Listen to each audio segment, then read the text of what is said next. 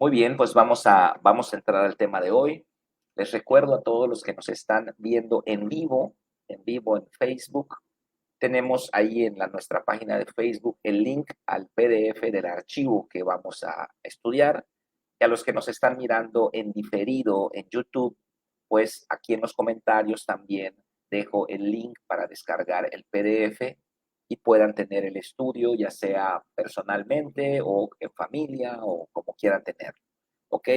Así que vamos a empezar el día de hoy nuestro estudio que se titula Mira a Cristo. Mira a Cristo es el título del tema de hoy.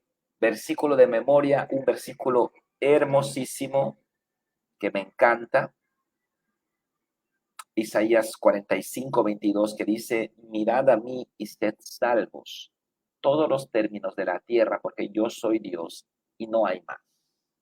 Mirad a mí y sed salvos. Este es el versículo con el que Carlos Spurgeon, el gran príncipe de los predicadores inglés del siglo XIX, conoció a Cristo. Este es en su testimonio, él narra que entró a una iglesia metodista en medio de una gran nevada allí en el siglo XIX y el predicador estaba dando este versículo. Y bueno, es hermoso como él desarrolla, y parte de lo que yo hablo y lo que hablé ayer en la congregación, pues viene igual un poquito de lo que Carlos Spurgeon ha enseñado. Y animo a todos que obviamente que no están en Tella, pero animo a todos que escuchen, que tomen el tiempo, 45, 50 minutos, para escuchar la prédica que di ayer en nuestra iglesia de Tella, ¿ok? Y bueno, muchas cosas de las que digo en la prédica no las digo en el tema de la célula y viceversa. Entonces, pues que podamos tomar ese tiempo, ya sea que estemos manejando, ya sea que estemos cocinando, trabajando, en cualquier momento que podamos tener allá una prédica. Me gusta trabajar a mí con prédicas. Yo pongo mi celular, una buena prédica, escucho de todos los predicadores, de todas las corrientes, de todas las denominaciones. Me gusta mucho conocer las posturas de otras denominaciones y me pongo a trabajar, ¿verdad? Cuando no estoy haciendo algo en la computadora, estoy trabajando físicamente, me gusta hacerlo con una buena predicación, ¿ok? Así que animo a todos a que tengan esta hermosa costumbre, mejor aún si lo hacemos con las prédicas del pastor Carlos Cruz. Amén. Amén. Muy bien.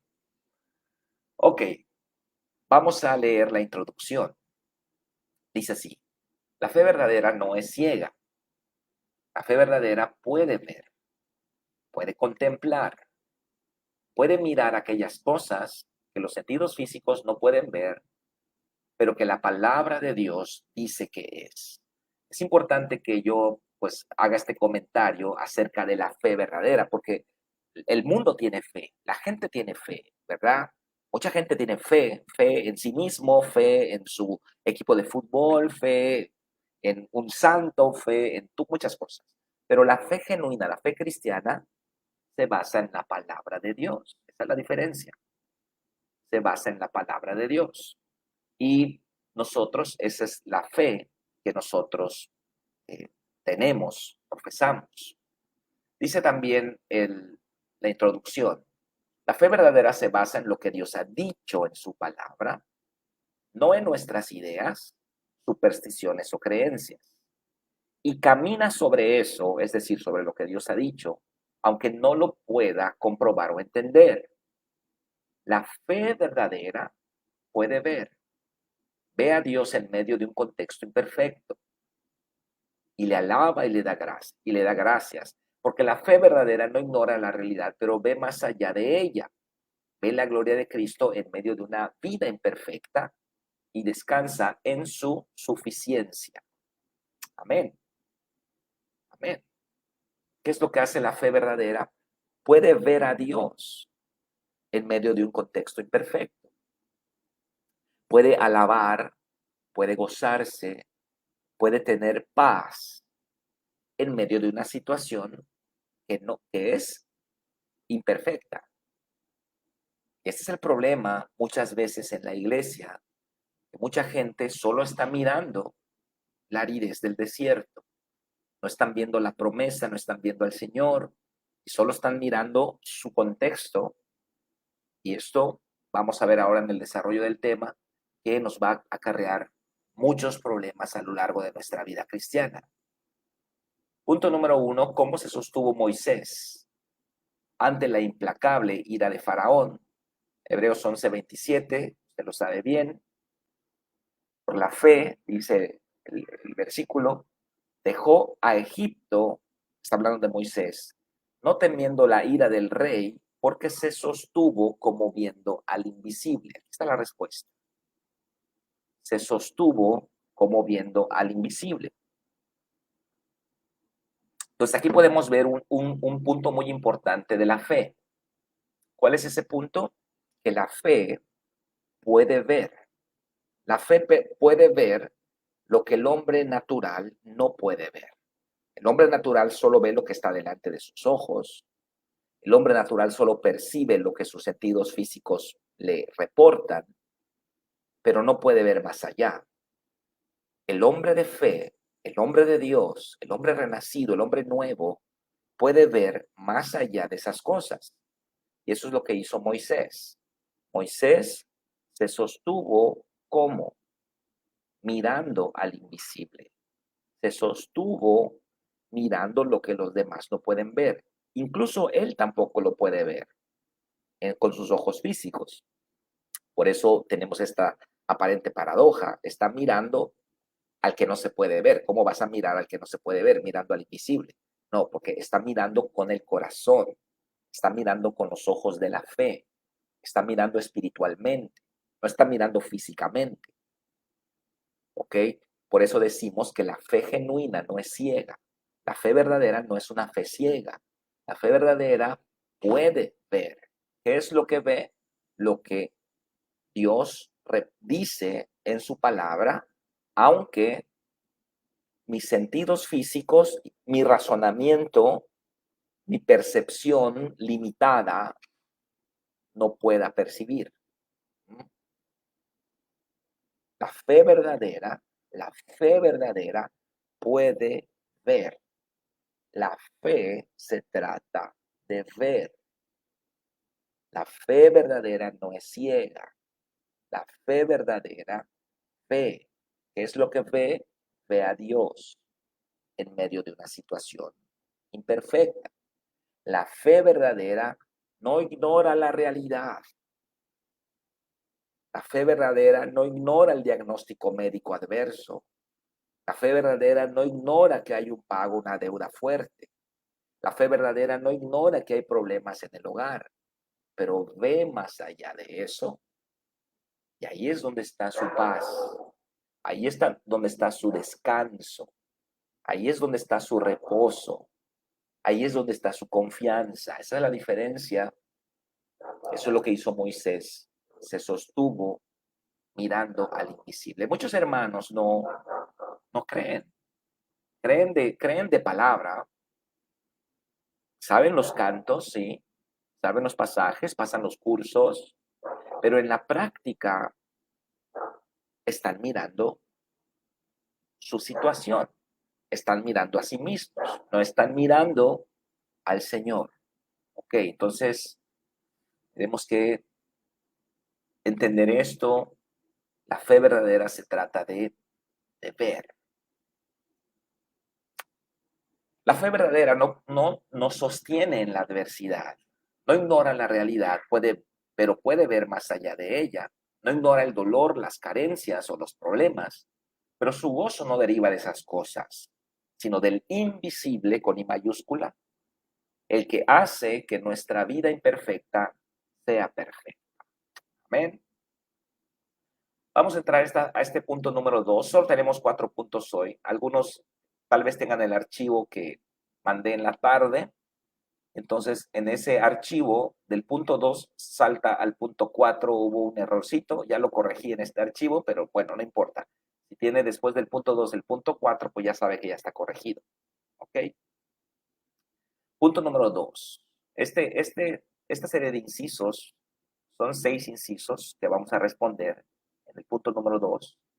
Me gustaría que vayamos respondiendo todos los que estamos conectados para que vayamos viendo distintas opiniones, ¿no? Entonces, usted va a poner allá el inciso y la respuesta, ¿ok? Así lo vamos a manejar para que ellos sepan de qué inciso me está hablando. Bueno, dice, los creyentes en Cristo podemos vivir de dos maneras. Inciso A, mirándonos a nosotros mismos y a nuestro contexto. Inciso B, mirando a Cristo. ¿Cómo son estos dos tipos de vidas? ¿Ok? Aquí es donde viene la diferencia. Solo eh, externamente somos iguales. Podemos estar hombro a hombro en la congregación. Podemos estar hombro a hombro en un campamento, en un encuentro, en una actividad. Pero uno está mirando a Cristo y otro sigue mirando su vida, sigue mirando su contexto, sigue mirando su limitación, su imperfección, sigue mirándose a sí mismo y no está mirando a Cristo. El otro ya aprendió a mirar a Cristo. De eso se trata la vida cristiana. La vida cristiana es una vida de fe. La fe consiste en mirar. Los que ya maduraron su fe pueden ver a Cristo en medio de su contexto imperfecto. Ellos pueden verle. Y los que no siguen viendo su contexto y su gozo deriva de eso. El contexto es bueno, tengo gozo. El contexto es adverso, me deprimo. ¿Ok? Entonces, vamos a ver el inciso A. Me gustaría que pongan algún comentario, a ver de qué deriva el gozo de los creyentes del tipo A. El tipo A son aquellos que se miran a sí mismos y su contexto. ¿De qué deriva el gozo de los creyentes del tipo A? ¿Ok? Vamos a tomar café mientras.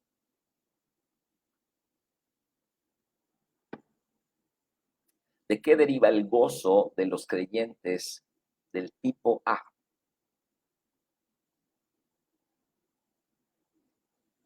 ¿De qué deriva el gozo de los creyentes del tipo B? Creo que los dos primeros incisos podemos responderlos al mismo tiempo. Cintia García dice, de las circunstancias. Ok, ok, es buena respuesta. ¿De qué deriva el gozo de los creyentes del tipo A? De las circunstancias. Yo podría agregar también de su contexto, ¿verdad? De eso deriva el gozo de ellos, de su contexto, deriva de ellos mismos, de ellos deriva el gozo. Nirva comenta, haciendo por mis fuerzas y esfuerzos y aplaudo mis logros. Hago mi parte, ok. Norma Azul, de la paz temporal, de su propio entendimiento, me gusta esta respuesta, igual Cari Carrillo. Del entorno, dice doña Rosalinda, excelente respuesta. Sí, sí. ¿De qué deriva el gozo de los creyentes del tipo A? De su entorno. Este es un problema grande. Eso es un problema grande porque si usted basa su gozo de su entorno, pobrecito de usted, nunca va a ser feliz, nunca va a tener gozo, porque el entorno siempre es imperfecto. ¿De qué, vamos al inciso B, de qué deriva el gozo de los creyentes del tipo B?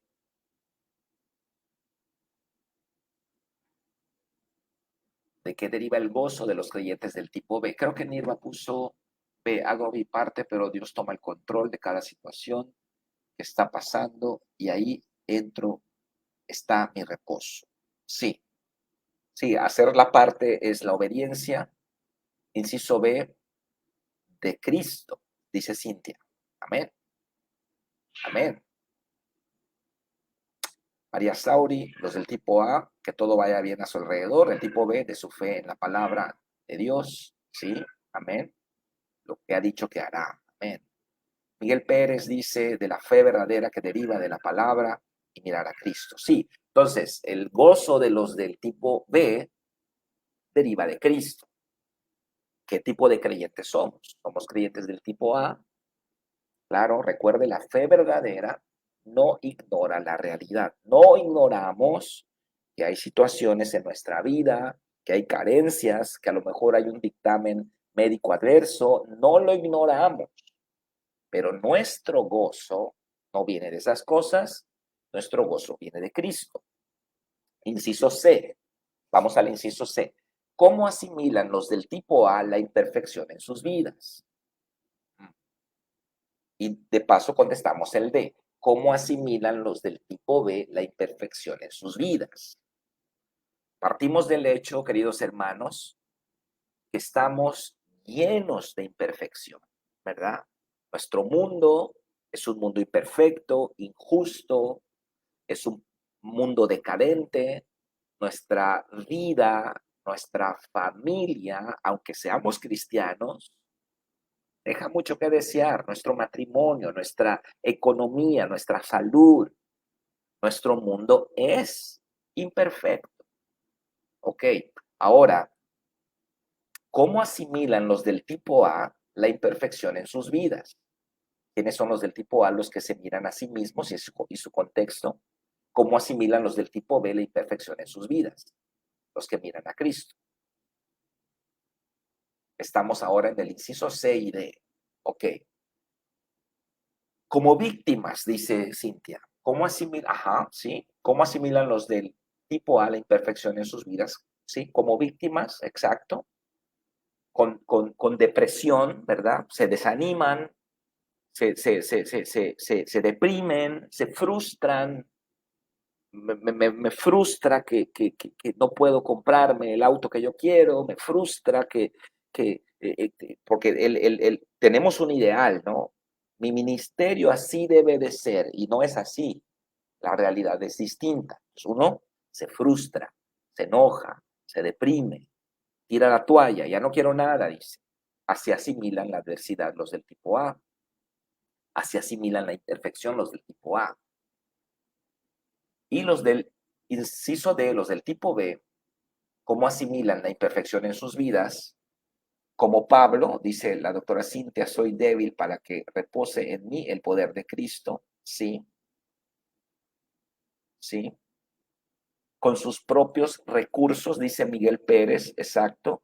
¿Cómo asimilan los del tipo A eh, la imperfección con sus propios recursos, dice Miguel, sí? ¿Cómo asimilan los del tipo A la imperfección en sus vidas? Podríamos poner con frustración, con enojo, con depresión. ¿Por qué? Porque el mundo no es como yo pienso que debe ser así. Tengo una utopía, tengo un ideal. Yo pienso que debe ser así, pero no es así. El pastor debe ser así, pero no es así. La pastora debe ser así, pero no es así. Mi esposo debe ser así, pero no es así. Es el problema. Usted tiene un ideal, pero ¿cómo asimila la realidad? ¿Cómo asimila la realidad? La iglesia debe ser así, pero no es así. ¿Cómo asimila la realidad? Es su problema. María Sauri dice, como una oportunidad para que el Espíritu Santo obre en mi vida. El inciso D, ¿cómo asimilan los del tipo B la imperfección en sus vidas? Sí. Los del tipo B, es decir, los que miran a Cristo, ¿cómo asimilan la imperfección en sus vidas? Con gozo. Amén. Con gozo. Llegó alto el recibo de la luz. ¿Qué vamos a hacer? Dios proveerá. Con gozo. ¿Por qué? Porque aquí estamos hablando del gozo. ¿De dónde proviene el gozo de los creyentes que miran a Cristo? De Cristo. ¿De dónde viene el gozo de los creyentes que se miran a sí mismos y su entorno? De ellos mismos y de su entorno. Entonces, ¿cómo asimila la imperfección? ¿Cómo asimiló Pablo y Silas su contexto imperfecto? Los metieron a la cárcel injustamente, los azotaron, los pusieron en el cepo. ¿Cómo asimilaron su contexto imperfecto? Con gozo, alabaron, bendijeron, cantaron. No danzaron porque estaban amarrados, pero hubiesen danzado tal vez. Y ellos cambiaron su contexto a través del Espíritu Santo. sea un creyente del tipo B. Mire a Cristo. ¿Cuándo serán felices los del tipo A?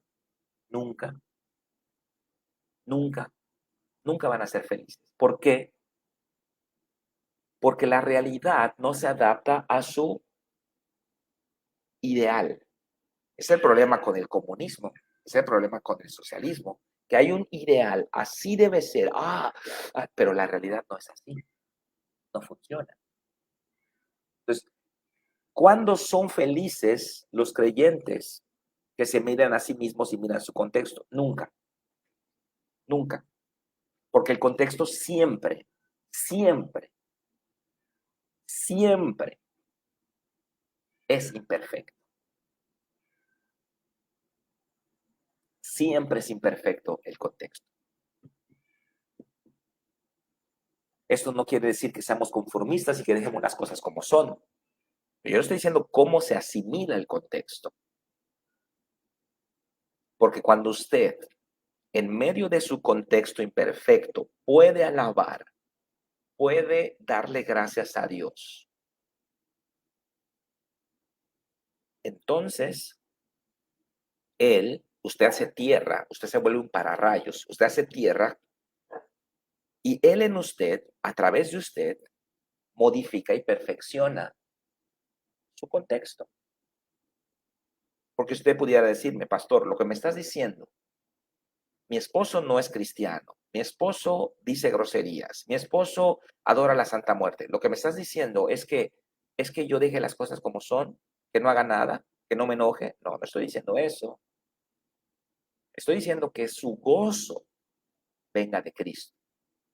Y cuando en medio de su imperfección usted alabe a Cristo, Cristo va a hacer, el Espíritu Santo va a aterrizar allá en esa adoración, porque el Espíritu Santo obra cuando miramos a Cristo. Y su contexto negativo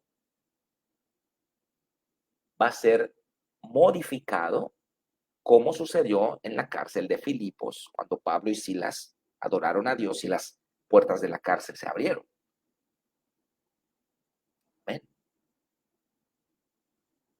Comenta María Sauri, como la alabanza, fiesta en el desierto, aunque venga la enfermedad, mientras viva te alabaré, aunque mis labios quieran callar.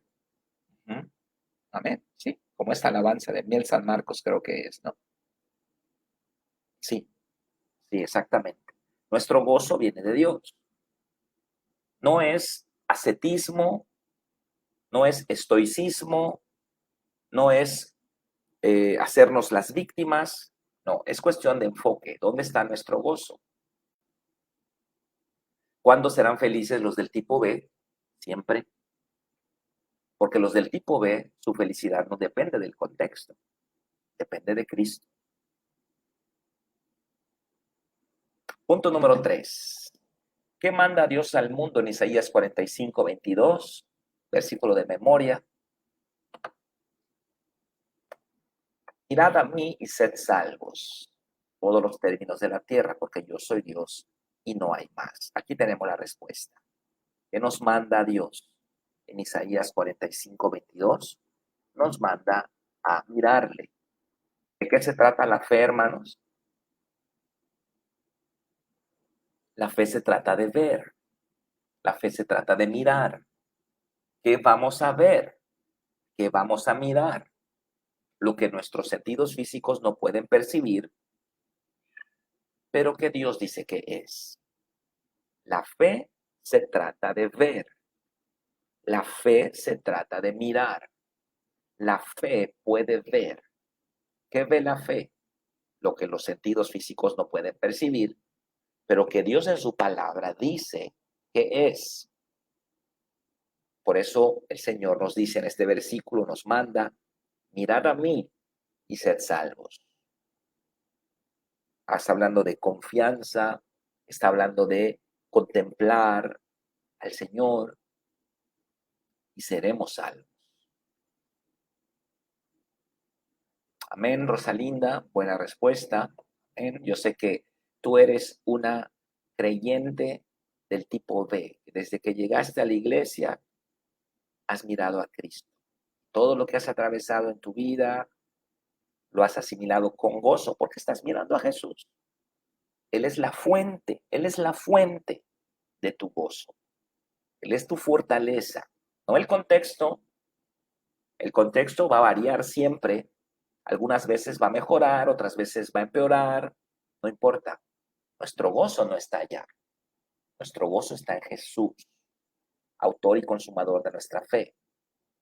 Puestos los ojos en Jesús, así debemos caminar. Comenta también la doctora Cintia, por lo cual por amor de Cristo me gozo en las debilidades, en afrentas, en necesidades, en persecuciones, en angustias, porque cuando soy débil entonces soy fuerte. Amén. Según de Corintios 12:10.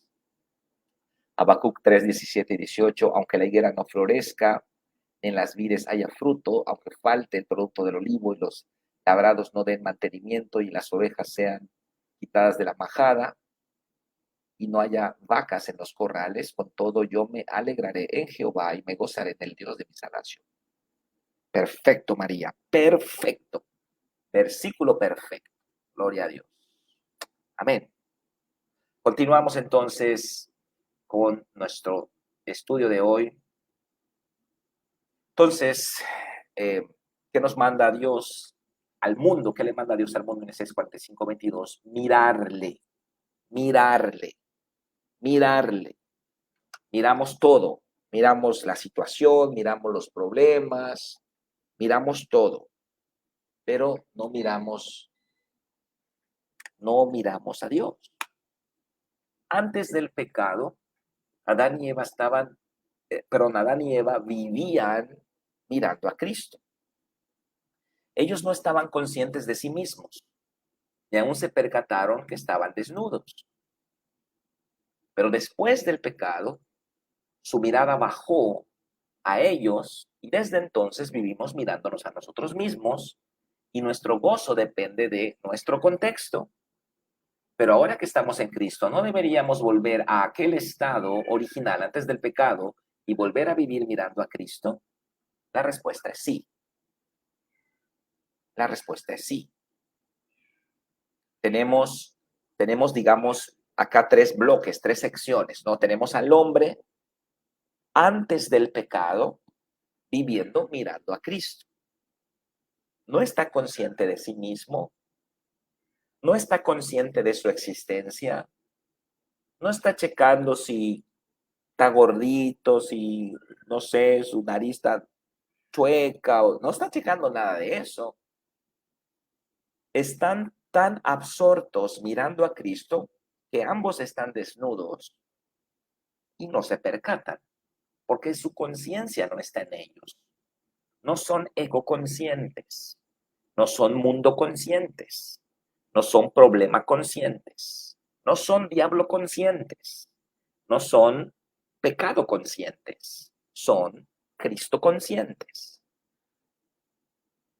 Segunda parte, cuando ellos pecan, la mirada baja a ellos mismos y lo primero que ven es, ¡au! Estoy desnudo. ¿Por qué? Bajan la mirada a ellos mismos. Y desde entonces vivimos con esa herencia, perdóneme la palabra, esa herencia maldita que heredamos del árbol del conocimiento del bien y del mal. Y ahora vivimos mirándonos a nosotros mismos. Y nuestro gozo ahora viene de nuestro contexto. Ese es el hombre caído. Pero en el tercer bloque de esta explicación, cuando venimos a Cristo, tenemos que volver al estado original antes del pecado. Cristo nos regresa al estado original antes del pecado, un estado de inocencia, donde ahora también miramos a Cristo. Debemos aprender, ya estamos allá, pero las inercias del mundo antiguo, de la vida pasada, las inercias todavía operan fuertemente en nosotros y ya estamos en Cristo, pero seguimos insistiendo en mirarnos a nosotros mismos y que nuestro gozo venga del contexto. Tenemos que aprender a mirar. Tenemos que aprender a mirar más allá del contexto, más allá de la situación, más allá del entorno, hasta que miremos a Cristo. Tiene que ver más allá de su enfermedad, tiene que ver más allá de sus carencias, tiene que ver más allá de sus capacidades humanas, tiene que ver más allá del estado actual de su familia, tiene que ver a Cristo.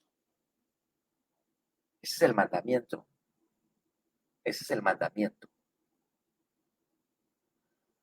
Por último, vamos a números 21, 4 y 9 y vamos a contestar todos los incisos también. Así que me van a ayudar a contestar.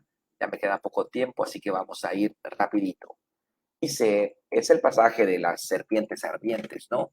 Dice, después partieron del monte de Or, camino del Mar Rojo, para rodear la tierra de Edom, y se desanimó el pueblo por el camino, y habló el pueblo contra Dios y contra Moisés. Dijeron, ¿por qué nos hiciste subir de Egipto para que muramos en este desierto? Pues no hay agua, no hay pan ni agua, y nuestra alma tiene fastidio de este pan tan liviano. Vamos a tenernos acá y vamos a contestar los primeros dos incisos. ¿Qué hizo el pueblo en los versos 4 y 5? Se desanimó, murmuró, se fastidió. Eso es lo que hicieron. Eso es lo que hicieron. Se desanimó. Están deprimidos, está en la depre, está todo cabizbajo, ya ni el sol lo calienta, ¿no? Está paleta el hermano, pero paleta, ¿no? Desanimado, pensando mal de todo. Ahí está el hermano. ¿Por qué se desanimaron? Es el inciso B. ¿Por qué se desanimaron? La respuesta, de acuerdo a lo que estamos estudiando, la respuesta se quejó, dice Miguel Pérez, excelente, también. La respuesta del inciso B, ¿por qué se desanimaron? Porque están viendo su contexto, porque no tienen fe. Ellos no han entendido el plan de Dios, ¿ok? Ellos no han entendido que están yendo a la tierra prometida.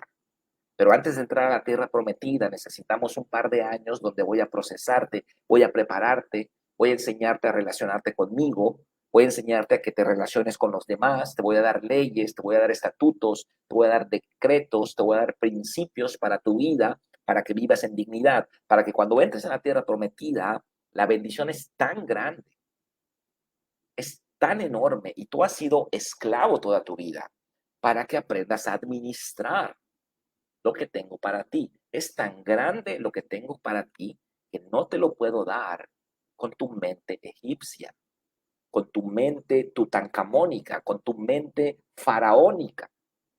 Te tengo que desegipciar, te tengo que disipular, te tengo que enseñar a vivir en dignidad para que puedas administrar mi multiforme gracia. De otra manera, mi gracia te va a destruir y yo no voy a introducirte a la tierra prometida mientras seas egipcio mental. ¿Ok? No te voy a meter a la tierra prometida mientras seas egipcio mental. Entonces, el pueblo no está viendo eso. ¿Qué es lo que ve el pueblo? El polvo. ¿Qué es lo que ve el pueblo? El sol. ¿Qué es lo que ve el pueblo? El polvito en su boca. ¿Qué es lo que ve el pueblo? Los escorpiones, los cactus, las piedras. Eso es lo que está viendo el pueblo. Y cuando nosotros estamos en un proceso, muchas veces no vemos la razón por la cual estamos en ese proceso. Se desanima el hermano, ¿no? ¿Por qué tengo que memorizar versículos? ¿Por qué tengo que pagar para el encuentro? ¿Por qué tengo que limpiar los baños de la iglesia? No está viendo, no está viendo la tierra prometida. ¿Qué está viendo? La aridez del desierto. ¿Qué está viendo? Las piedras del desierto. Es lo que está viendo.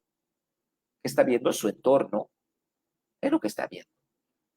Es el problema. Pero si nosotros tenemos una revelación del plan de Dios y nos damos cuenta dónde Dios nos quiere llevar, pasaremos cualquier proceso, no importa. No importa, pastor. No hay problema. Yo puedo lavar, soy el jefe regional en mi empresa.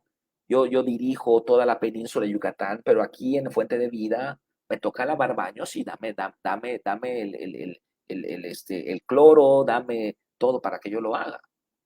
No importa. Ese es un hombre de fe. Ese es alguien que está mirando el plan de Dios. No mire el contexto. No mire el proceso. El proceso, todos los procesos son tediosos, todos. Por eso empezamos escuela de discípulos, 25, 30 alumnos y terminan 15. ¿Por qué? Porque se van rezagando en el camino. Nos gusta tener ideales. Yo pienso, algún día vas a ver, Dios tiene cosas grandes, pero cuando entramos al proceso reprobamos, porque no hay fe, porque no hay carácter, porque no hay amor. Ese es el problema que tienen estas personas. Ese es el problema que muchas veces tenemos nosotros. ¿Qué hizo Dios en el verso 6? Vamos a verlo. Verso 6. Y Jehová envió entre el pueblo serpientes ardientes que mordían al pueblo y murió mucho pueblo de Israel. Ok, eso es lo que hizo Dios. Vamos a poner, envió serpientes venenosas. ¿Qué significan las serpientes? Aquí es donde tenemos que entender. Aquí es donde tenemos que entender, hermanos, porque pensábamos, mira, Dios los castigó, ¿no? Los castigó, les mandó serpientes y Dios les mandó una maldición para que aprendan, para que se callen. Bueno, sí, un padre responsable disciplina, sí, lo sabemos, ok. Pero tenemos que entender cómo Dios actúa. Lo que está haciendo Dios simplemente está manifestándoles de una forma gráfica su condición espiritual. Te voy a mostrar de una manera gráfica lo que es tu pecado. No te estoy enviando un castigo, una maldición para que aprendas. No, solamente lo que voy a hacer que lo espiritual se manifieste en lo natural. Y ahí tiene la serpiente. Tu desánimo, tu murmuración, tu fastidio del alma. Ahí está, ahí está. Es lo mismo que pasó con María, hermana de Moisés, cuando él murmura y vuelve leprosa, no es que Dios le tiró la lepra, toma la lepra, no, es lo que hace Dios, permite que lo que es ella en lo espiritual se manifieste en lo natural, para que ella entienda lo que es la murmuración. ¿Qué es la murmuración? Lepra, es eso la murmuración. Pero ella, como no está leprosa, sigue y sigue y sigue y sigue murmurando. Entonces cuando dice, hasta acá llegaste, toma tu lepra, entonces ella se da cuenta. No es que Dios se la manda, sino que simplemente Dios permite la manifestación en lo natural de algo que ya es una realidad en lo espiritual. Lo mismo sucede con el aguijón de Pablo y lo mismo sucede con estas serpientes. Así que Dios no les envía serpientes como para fastidiarlos. Dios dice, simplemente voy a manifestar en lo natural lo que ellos están haciendo en lo espiritual para que vean, para que entiendan. Entonces dice el inciso D, ¿qué significan las serpientes? Es la realidad de su pecado. Es la realidad de su pecado. ¿Qué pidió Moisés? ¿Qué pidió el pueblo a Moisés en el verso 7? Entonces el pueblo vino a Moisés y dijo, hemos pecado por haber hablado contra Jehová y contra ti. Ruega pues que quite, aquí está, que quite la serpiente. Es lo que hacemos siempre. Quita mi problema, quita mi situación. Quiero cambiarme de iglesia, quiero cambiarme de esposa, quiero cambiarme de trabajo, quiero cambiarme. O se quiere cambiar siempre. ¿Por qué? Porque su gozo viene de su contexto. Entonces, como él percibe que es infeliz, él cree que el contexto otro se le hace feliz. Y sí, al momento sí, ay, aquí está bonito. No, aquí está bien. Pero a la larga, el problema persiste, porque el problema no está afuera. El problema no está afuera. Ya sabe dónde está el problema. Ya sabe dónde está el problema. Entonces Dios permite la manifestación de su problema de una forma gráfica. ¿Mm? Está viendo su problema ahora de una forma gráfica. Una serpiente horrible se mete a la habitación y empieza a hacer así. ¡Ah, qué horrible, qué horrible, qué horrible! Ahí está. Es eso. Esa es tu murmuración. Es eso, algo horrible. Pero ahora lo ves de una manera gráfica. Y ellos entienden que es el pecado. ¿Por qué creó Dios las cucarachas, hermano? ¿Mm? ¿Por qué Dios creó las cucarachas? Tan horribles, tan repugnantes, una cucaracha, qué feo. Yo ni las aplasto porque me da asco. Entonces yo agarro ¿cómo se llama? El baigón y desecho así, hasta que le saque espumita y allá. ¿Por qué creó las cucarachas algo tan repugnante? Para que sepamos que es algo repugnante. Porque Dios crea las cucarachas tan repugnantes para que usted sepa lo que es repugnante. Si no va a ser un concepto nada más. Repugnante, algo que causa odio, rechazo, y va a ser un concepto teórico nada más. Pero ser una cucaracha horrible, y ¡ah, qué repugnante! Y ahora entiende por qué Dios creó las cucarachas. Es lo mismo. Entonces el pueblo le dice a Moisés, ruega que Dios quite las serpientes.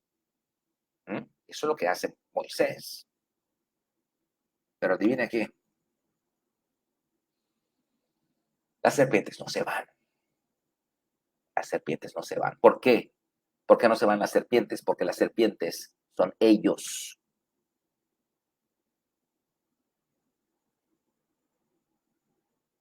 Quítame aguijón, dice Pablo. No, no se va. Porque el aguijón eres tú. El aguijón tú lo produces. El aguijón es tu orgullo, tu soberbia. Quítame aguijón. Bástate mi gracia. O sea, el aguijón no es el problema. El problema eres tú que te sales de mi gracia y el aguijón ahí está para pincharte. El aguijón está haciendo su función, hijo. El aguijón está cumpliendo su función. Te está pinchando cuando sales de la gracia. Quita el aguijón. No, el aguijón se queda. El que tiene que regresar a la sombrilla de la gracia eres tú. Quita las serpientes. No, porque la serpiente es la manifestación gráfica, palpable, visible de tu pecado espiritual. De la serpiente se queda. ¿Qué te voy a dar? ¿Qué te voy a dar? La solución. ¿Y cuál es la solución? Ojo aquí. Acá viene la esencia de la enseñanza, el meollo. Esta es la enseñanza de hoy. ¿Cuál es la solución? Que aprendas a mirar. Estás mirando el desierto. Estás mirando el pan liviano. Estás mirando las piedras y el polvo. Pero yo te voy a enseñar ahora a mirar correctamente, para que seas como Josué y Caleb. Esos son los únicos que miraban correctamente. Ellos no se enfocaron en la aridez del desierto. Ellos estaban mirando la tierra prometida. Ellos estaban mirando al Señor. Eso es lo que Dios quiere enseñarles a su pueblo y eso es lo que Dios quiere enseñarnos a nosotros también. ¿Cuál fue la respuesta de Dios en el verso 8? Y Jehová dijo a Moisés, hazte una serpiente ardiente y ponla sobre un asta, y cualquiera que fuere mordido y mirare a ella vivirá. Mire, acá está la enseñanza. Este es el meollo de la enseñanza. Y Moisés hizo una serpiente de bronce y la puso sobre un asta, y cuando alguna serpiente mordía a alguno, se da cuenta que no se van las serpientes, miraba a la serpiente y vivía. Aquí está. ¿Cuál fue la respuesta de Dios en el verso 8? Hacer una serpiente o dar la solución. ¿Qué hizo Moisés en el verso 9? Una serpiente de bronce. Y Jesús usa este pasaje del Antiguo Testamento, lo usa para referirse a sí mismo en Juan capítulo 3, verso 14. Como Moisés levantó la serpiente en el desierto, así es necesario que el Hijo del Hombre sea levantado para que todo aquel que en él cree no se pierda, mas tenga vida eterna. ¿Dios va a quitar los aguijones? No. ¿Dios va a quitar las serpientes? No. ¿Qué es lo que hace Dios? Da la solución. ¿Para qué? Para que usted y yo aprendamos a mirar. La solución de Dios tiene que ver con mirar. El problema de ellos tenía que ver con mirar. No están mirando la tierra prometida, no están mirando el plan de Dios, no están mirando la misericordia de Dios, están mirando su proceso tedioso, están mirando su momento, están mirando las piedras, están mirando el polvo y están maldiciendo. ¿Cuál es su problema? ¿El polvo es su problema? No. ¿Cuál es su problema? Que ellos no saben mirar. El enfoque es su problema. ¿Qué es lo que voy a hacer? Voy a enseñarte a mirar. ¿Cómo te lo voy a enseñar? Primero te voy a dar una manifestación gráfica de tu pecado, serpientes ardientes. Y cuando tú entiendas cómo es tu pecado, vas a clamar a mí, yo te voy a dar la solución. Y la solución tiene que ver con mirar. Tienes que aprender a mirar. ¿Dónde está tu enfoque? ¿Qué estás mirando? ¿De dónde viene tu gozo? ¿Qué es lo que ocupa el primer lugar en tu corazón? Tienes que mirar, tienes que aprender a mirar. Mirad a mí y sed salvos. Todos los términos de la tierra, porque yo soy Dios y no hay otro. Mirad a mí. Hay que mirar, hay que aprender a mirar, mirar con fe. Terminamos con la conclusión que dice, a nadie le gustan los procesos, pero son necesarios para heredar las promesas. Ellos no podían ver el plan de Dios, solo veían la aridez del desierto y se desanimaron y murmuraron contra Dios y Moisés. Y Dios no les castigó con serpientes, simplemente les permitió ver su pecado de manera gráfica para que ellos lo puedan entender. Y cuando ellos clamaron, Dios no quitó las serpientes, pero sí les dio la solución. ¿Y con qué tenía que ver esa solución? Con mirar. Tenemos que aprender a mirar la solución que Dios ha provisto para todos nosotros en Cristo Jesús. ¿Cuántos decimos amén, hermano? ¿Cuántos años hemos vivido mirando lo incorrecto? ¿Cuántos años hemos vivido mirándonos a nosotros mismos? ¿Cuántos años hemos permitido que nuestro gozo dependa de nuestro contexto? ¿Cuántos años? ¿Cuánto sufrimiento en las mujeres? Porque su esposo no es lo que ellas quieren que él sea. ¿Cuántos años? Cambie su enfoque. Cambie su enfoque. Ya no se mire a sí mismo. Que su gozo no venga de su contexto. Empiece a mirar a Cristo. Terminamos con el recuadro de la derecha que dice así, mirar. Cualquiera puede mirar. El chico y el grande miran. El rico y el pobre miran. El joven y el anciano. Todos pueden mirar. Mirar es la actividad que requiere menos esfuerzo. Levantar una mano requiere esfuerzo. Dar un paso requiere esfuerzo. Fruncir el ceño requiere esfuerzo. O aún respirar. Nadie tiene que aprender a mirar. No existen escuelas o maestros de mirar. Todos saben mirar. Aún los bebés en sus cunas o el embrión en el vientre de su madre. ¿No es sorprendente que aquello que requiere menos esfuerzo es lo que Dios nos pide? ¿No está al alcance de nuestra mano cumplir lo que Dios requiere para Él entrar a nuestra vida?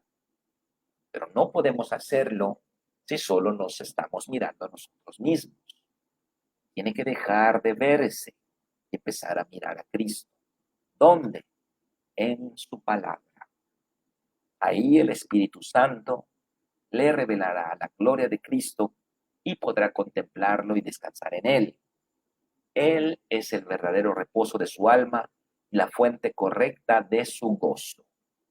Mirad a mí y sed salvos todos los términos de la tierra, porque yo soy Dios y no hay más.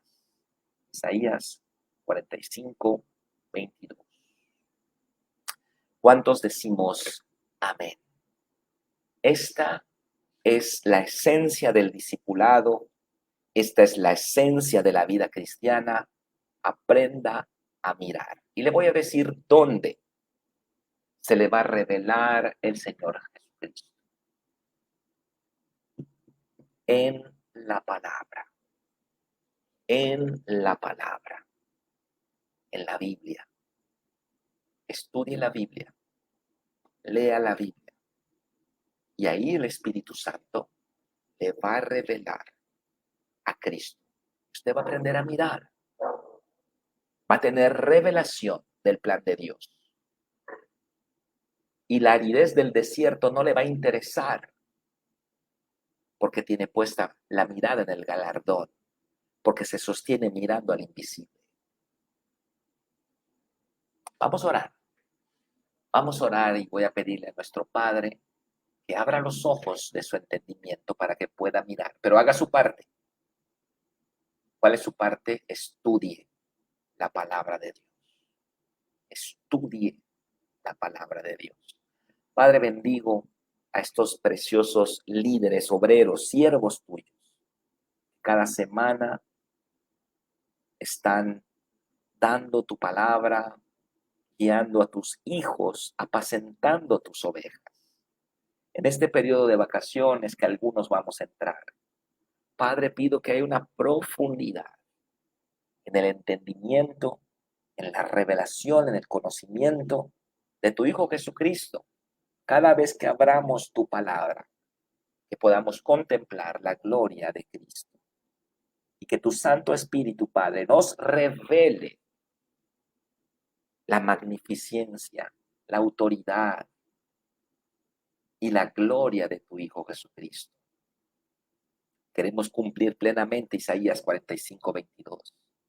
Aprender a mirar como lo hizo Adán y Eva antes del pecado y como lo hizo Jesús cuando estuvo en la tierra. Bendecimos esta palabra. Yo bendigo a mis hermanos y los pongo en tus manos en el nombre de Cristo Jesús. Amén y amén. Pues Dios les bendiga, hermanos. Les mando un abrazo fuerte. Nos despedimos de los lunes de líderes hasta el mes de septiembre. Vamos a continuar. Los que quieran seguir reuniéndose en sus células porque creen que sus discípulos necesitan estas reuniones, adelante. Tenemos más de 300 enseñanzas en nuestra página web. Ahí está toda la información. Gloria a Dios. Vamos a darle duro, hermanos. Encuentro de varones próxima semana. Nos vemos, varones, mañana para el staff. Y el fin de semana va a ser tremendo. Amén. Dios les bendiga. Buenas noches a todos. Bye, bye.